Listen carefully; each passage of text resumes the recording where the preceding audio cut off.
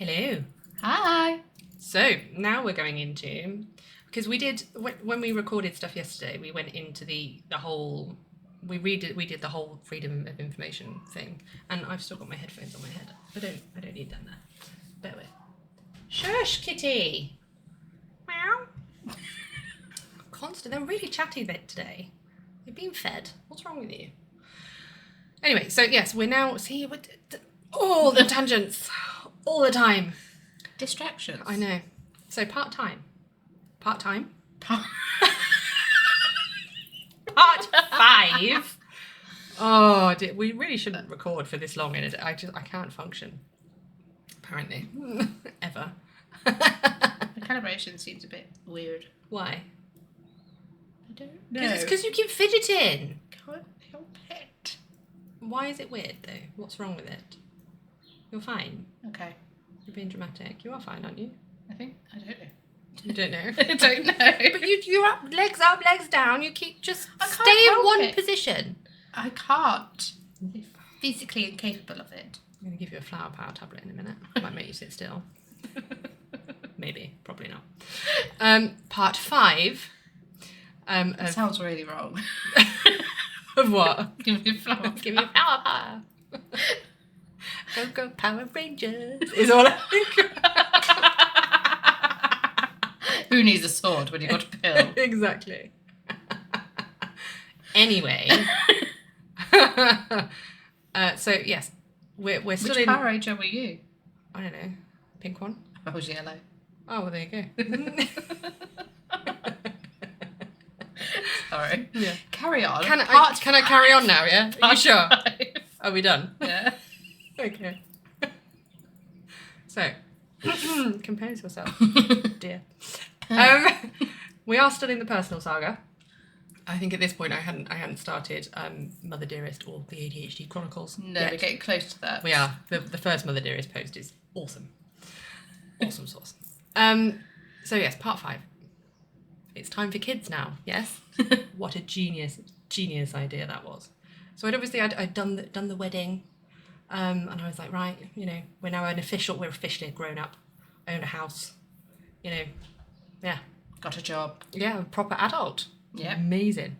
And, just before the wedding, I'd had a discussion with my husband to say, well, we were talking about, what's next, because we're about to kind of tick off all the things that, you do in a relationship, pretty much. Well, all the... I went things in my mind, the wrong way. The proper things that you're supposed to do. Yeah. Anyway. And, the conversation turned to kiddos. He wanted kids. And before I met him, I wasn't really sure I wanted kids ever at all. Really? Yeah. Or if I did, I wanted them much, much later because, my mother had me at 41. Mm. And she always said it was brilliant because I had my life before, I had a baby. But then also, I know how wrecked I am now at 36. I couldn't carry a small... Yeah, but are you wrecked now because you've had kids? Probably, yeah. Yeah, I'm being stabbed in the spine constantly. We'll get to that. So I come off the pill about a month before the wedding, thinking, worst case scenario, I'm going to be literally just knocked up when we get married. What a shame. But I think when I was younger, ever since I started being active in the encounters department, it gets drilled into you not to get knocked up by accident and, always use a condom, always be on your own contraceptive as well. And if you're ever in doubt, get the morning after pill. Never rely on the bloke to bring the rubber. Be fully stocked with all the protection ever. And for some reason... Maybe I should have had you to listen to when I was 16. Yeah, but then, you'd have to have had my mother. So... no thanks. Yeah. I like mine. Yeah. So I think that it had been so ingrained in me that, my brain was like, well, as soon as I come off all this stuff, it's going to happen, like, instantly. Yeah.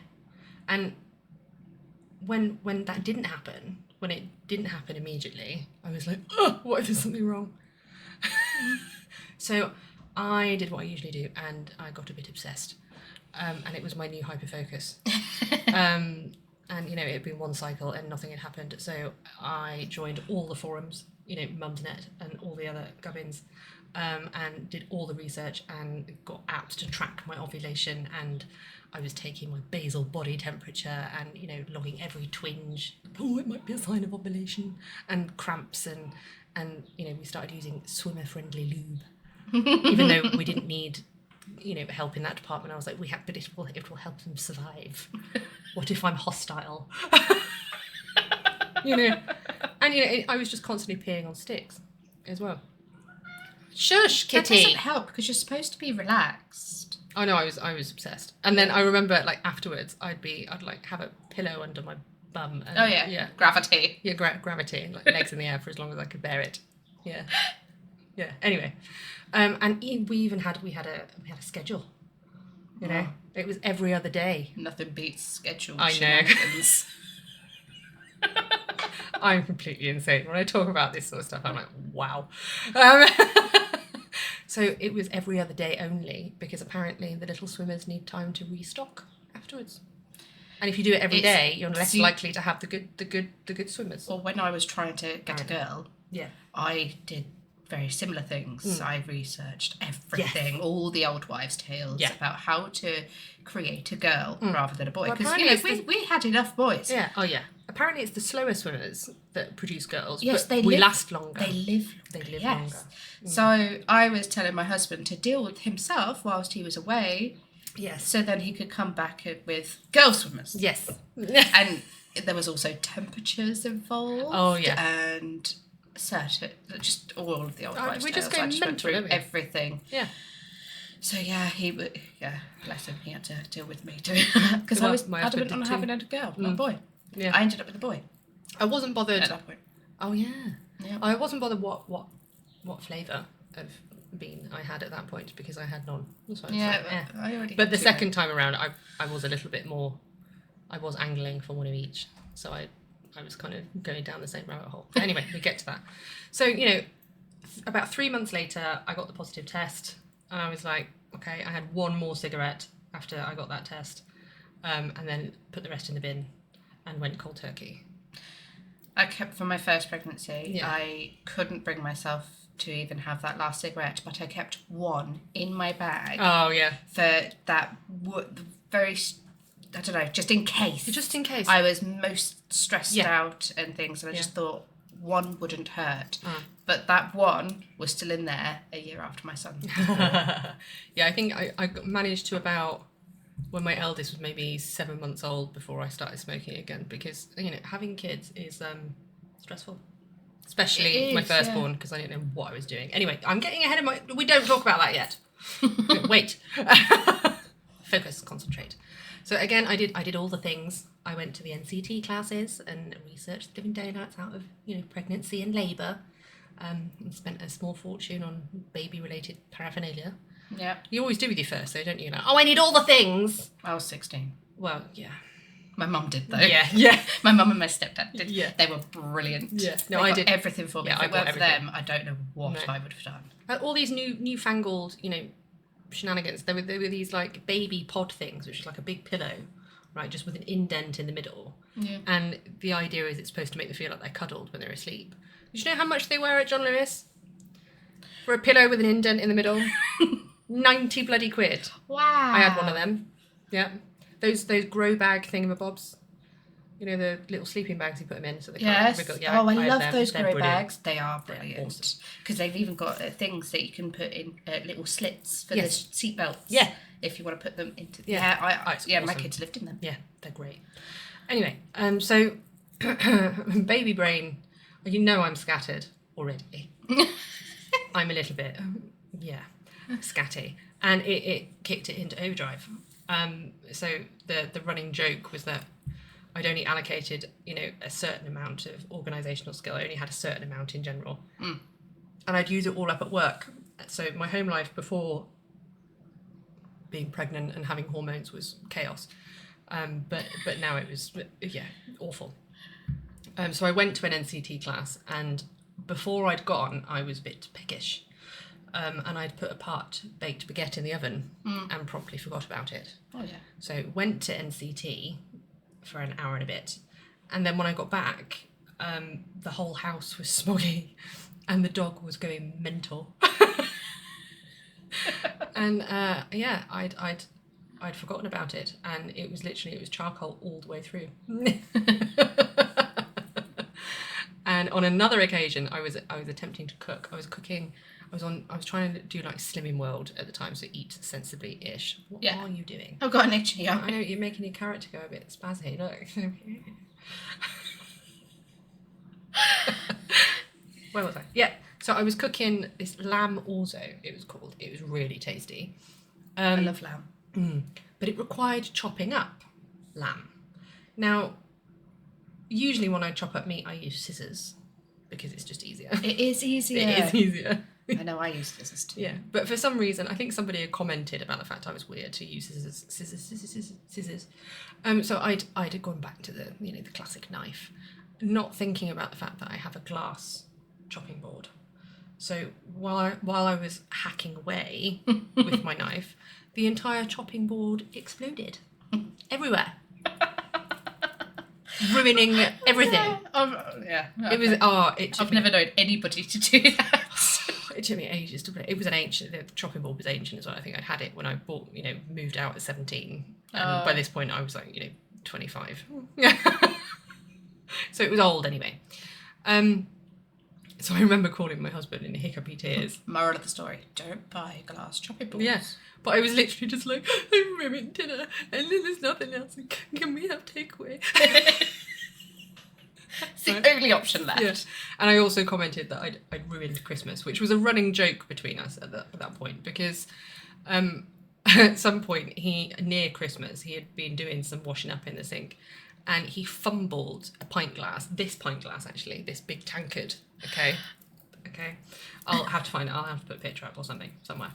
But he fumbled it into the kitchen window, and the entire window shattered. Pint glass, it's fine. Clearly. Shattered the kitchen window. How do you fumble? He literally, it slipped in his hands, and he went to catch it, and then was like, ugh.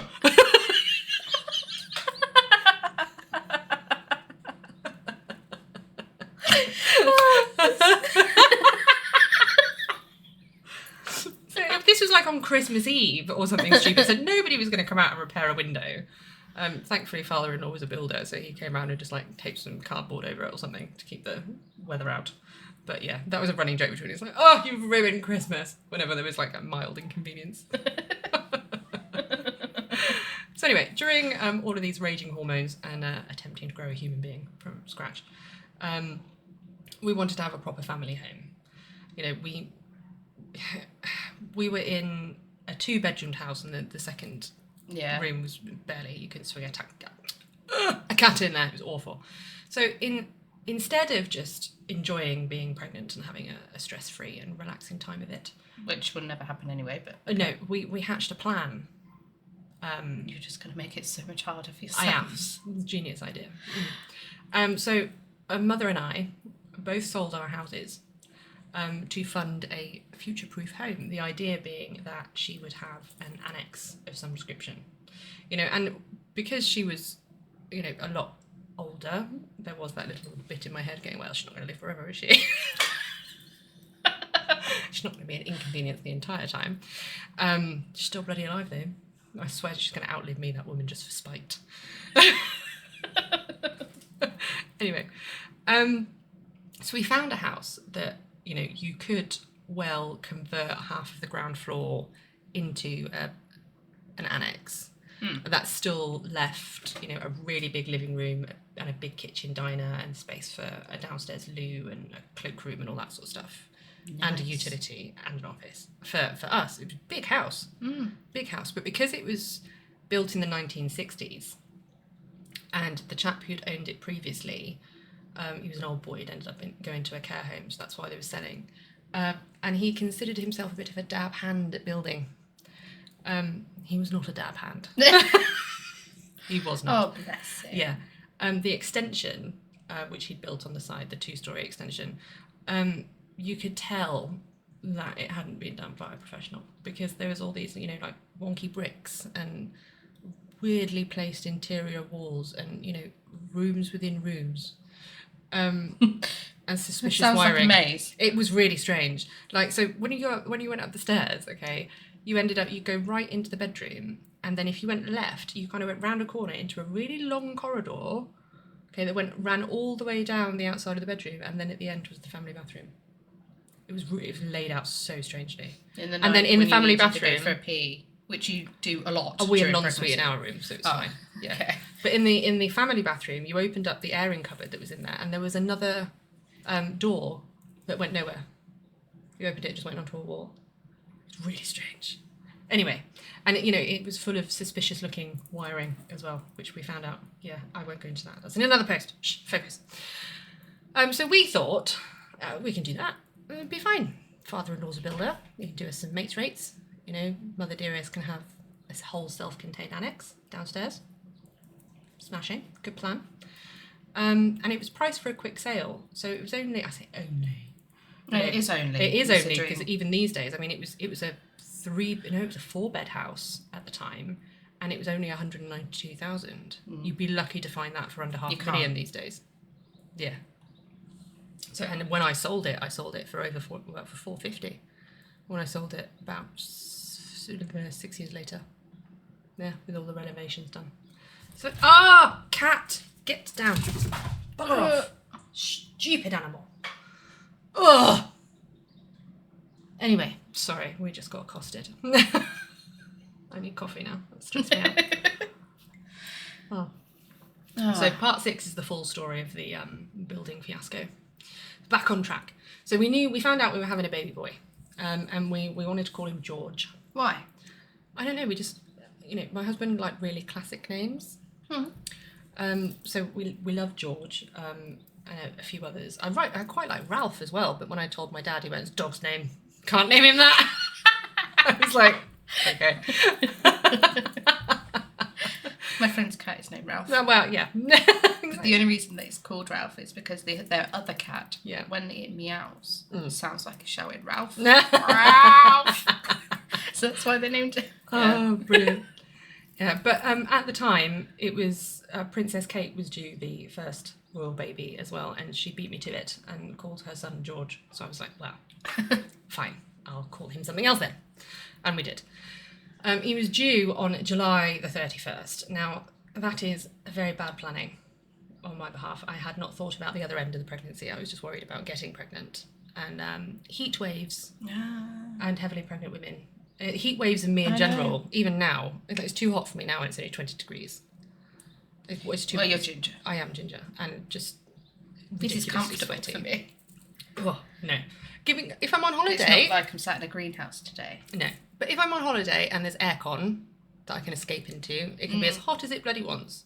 But we are not geared in the UK for these stupid heat waves that we seem to get every year. Or the ridiculously cold weathers. Yeah, it's one of the two. What was that? Post. Fine. Ugh, scared me.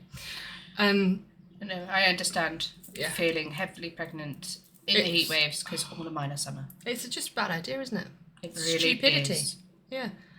And thankfully, one of the building contractors, I was literally in my bedroom all day when I was on maternity leave, like, oh my god, I'm dying. And that same year, I was heavily pregnant. Were you? Mm-hmm. It's funny, isn't it? Yeah. But he took pity on me, and he popped out one of the bedroom windows and delivered a proper industrial strength air conditioner. And it was like being in a fridge. It was awesome. It didn't defeat my cankles, but it kept the sweats at bay.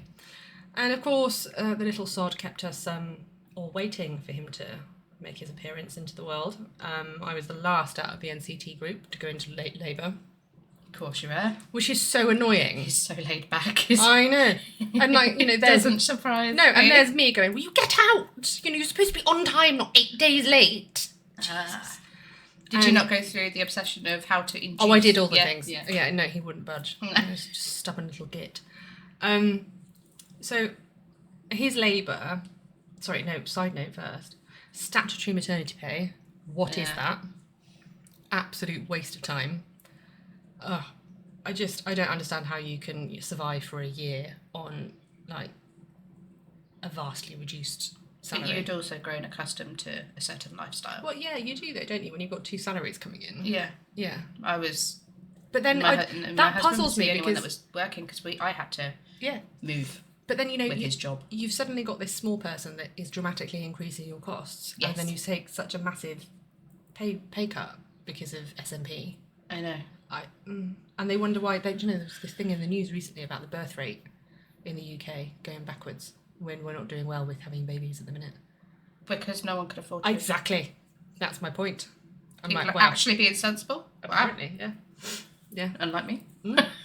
Well, I think you'll probably find that the majority of people are sensible, and there's just some strange people elsewhere that breed like rabbits. Like me.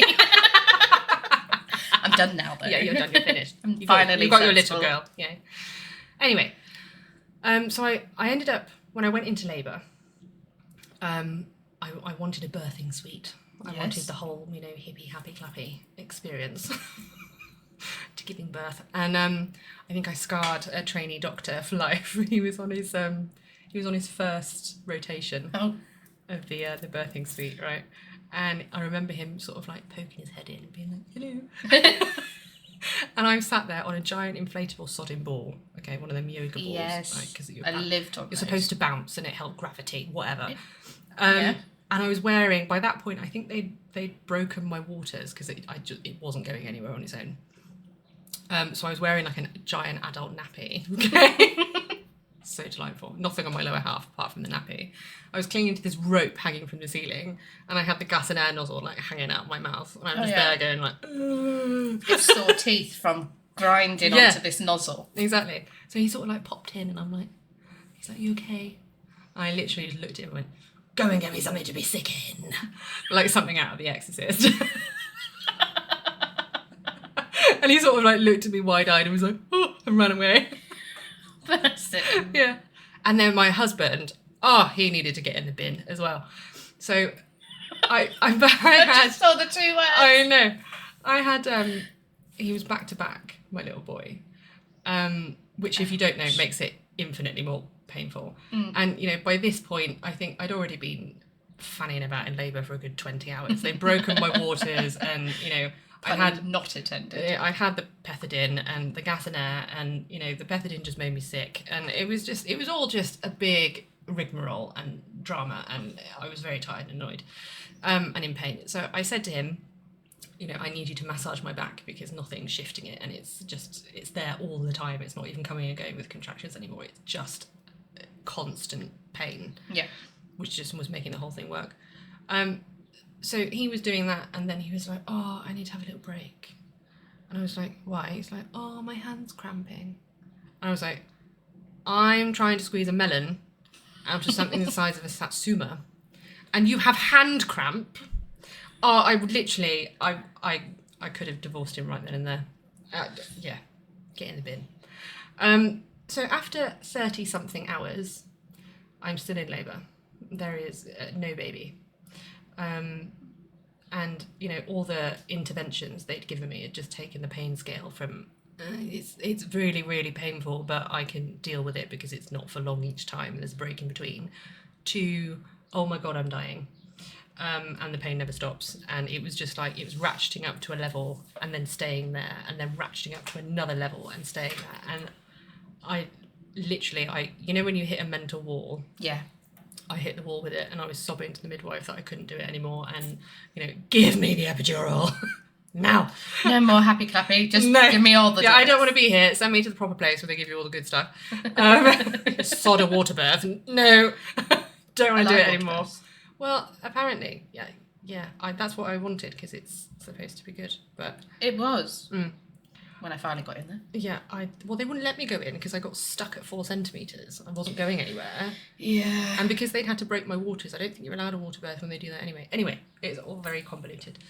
So I got moved to the 18 in the delivery ward, but we had to wait for an hour before I could be moved because of staffing. And that felt like the longest hour of my life, because I knew at the end of that there was pain relief. Did you not get given loads of leaflets about the epidural first? Don't know. Because with my last child, because I suffered with SPD for I had that too. It was awful. 3 out of 4, and it was terrible.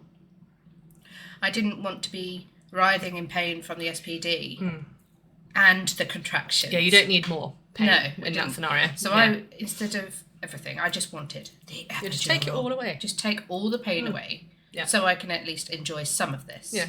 You don't get a gold star for doing it naturally. Well, I did for all 4. Okay. But Lemon. I know. No, thank you. But I desperately wanted this epidural, and they just shoved leaflets in my face. And by which point, I'm saying, I cannot read this because I'm in too much pain. Take the pain away, and then I'll read your bloody leaflets. What is it with the NHS and leaflets? I don't know. They've got an obsession with them. To read these leaflets. I was like, just no, please. No. Yeah, I didn't get the epidural. No, you're too busy reading. It was too late. Yeah. So when I got to the delivery ward, I was told by this very stern midwife that it would be at least another hour before an anaesthetist could come and stab me in the back, because they were all in surgery. And I was like, you can't leave them all in surgery. Do you know what I mean? What? Each surgery does need a... Well, yeah, but, you know, is there... I even said to her, I said, is there not someone just standing watching that can come and do this? Just gonna be 3D. Yeah, I was so fed up by that. It's fine. They can do it. Yeah, and because she told me that, I had a bit of a moment of hysteria. And she kept telling me to calm down. Oh dear. And then as she was trying to put my cannula in, her idea for getting me to calm down was to strike up an in-depth conversation about my self-harm scars. Oh no. And I'm like, really? So first of all, she's told you to calm down, yes. which don't do. And I did. I growled at her and went, have you got any children? She was like, no. Shut up then. And then she spoke about yourself. I know. I'm like, really? You think this is going to calm me down? It's really not. Because then in my mind just immediately went, why do you want to know about that? You going to take my newborn baby away? Do you think I'm crazy? It's a good job you didn't voice that. It is, yes. Because they probably would have done. Anyway, they eventually got me an anaesthesiologist who, in my adult amusement at the time, you know, I'd had all the drugs, the pethidine, the gas and air, and more pethidine and more gas and air, and I was sleep deprived by that point because I hadn't slept in the best part of 40 hours. And I'd been in pain for a long time, and I was past it, well past it, okay? This anaesthesiologist was called Dr. Foo, okay? Now, I call my it's a foof, or a foo, and so in my brain I was like, you are actually taking the pain away from the foo. And I was cackling away to myself about this, but I was in too much pain. I was sort of like in pain, but laughing at the same time. But I couldn't quite vocalise why I was acting so insane. But when it kicked in, I didn't mention about his name, but I did ask him to marry me because he'd taken away my pain. And then glared at my husband and went, you did this. So anyway, after 39 hours and having a parade of people prodding and poking my nether regions, and, you know, shining torches up there and attaching wires to the baby's head and all sorts of gubbins. Yeah. Just keep check of the baby's heartbeat. Yeah. Well, after I'd had it's a bit more detail than what's in the post. After I'd had the epidural, they put me on the hormone drip. Because, oh no. Yeah, because my body had gone, that's not happening. We're not designed for it. No. Oh no, I don't like the hormone drip. Not coming out. Well, I couldn't feel the pain, which was good, because they gave me too much and overstimulated my uterus. Which was then contracting every 30 seconds. Oh, nice. Yeah. And because of that caused my blood pressure to disappear through the floor into oblivion. So I was passing out. Even though I couldn't feel it, I was passing out with every contraction. And little Bean's heart rate was dipping dangerously low with each contraction.